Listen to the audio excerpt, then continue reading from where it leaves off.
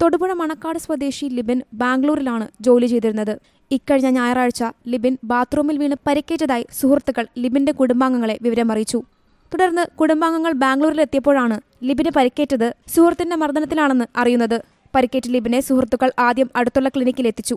അവിടെ നിന്ന് പ്രാഥമിക ശുശ്രൂഷ നൽകിയെങ്കിലും അടുത്ത ദിവസം ലിബിനെ ബാംഗ്ലൂരിലെ ആശുപത്രിയിൽ പ്രവേശിപ്പിക്കുകയും വെന്റിലേറ്ററിലാക്കുകയുമായിരുന്നു.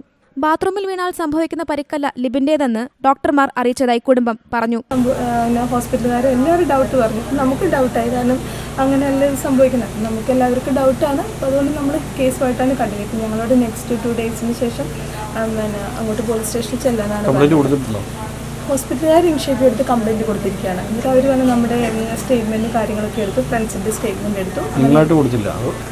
ഞങ്ങളായിട്ട് അതിൽ പാർട്ടിസിപ്പേറ്റ് ചെയ്തിട്ടില്ല. കാരണം ഞങ്ങളുടെ ഇതും പറഞ്ഞു കഴിഞ്ഞപ്പം എല്ലാവർക്കും ടോട്ടലി അതൊരു ഡൗട്ട്ഫുള്ളായ കാര്യമായി. ആദ്യ ദിവസങ്ങളിൽ ലിബിന്റെ കൂട്ടുകാർ ആശുപത്രിയിൽ ഒപ്പമുണ്ടായിരുന്നു. എന്നാൽ നില ഗുരുതരമായതോടെ കൂട്ടുകാരിൽ ഒരാൾ നാട്ടിലേക്ക് മടങ്ങി. ഇത് ബന്ധുക്കളുടെ സംശയം വർദ്ധിപ്പിച്ചു. ബാത്റൂമിൽ വീണാൽ അങ്ങനെ ഐസിയുലാക്കേണ്ട ഒരു കാര്യം വരുന്നില്ല.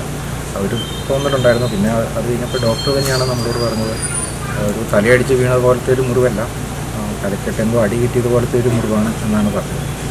അത് കഴിഞ്ഞപ്പോഴാണ് അവരുടെ 3 സുഹൃത്തുക്കളായിരുന്നു കൂടെ ഉണ്ടായിരുന്നത്.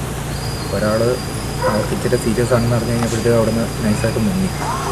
അപ്പോഴാണ് മറ്റു 2 പേര് പറയുന്നത് ഈ മാറിയ ആൾ ഉപദ്രവിച്ചതാണ്, തലക്കെട്ട് ചവിട്ട് ചെയ്തതാണ് എന്നാണ് അവർ പറഞ്ഞത്. അവർ ദൃക്സാക്ഷികളാണ് 2 പേരുള്ളത്.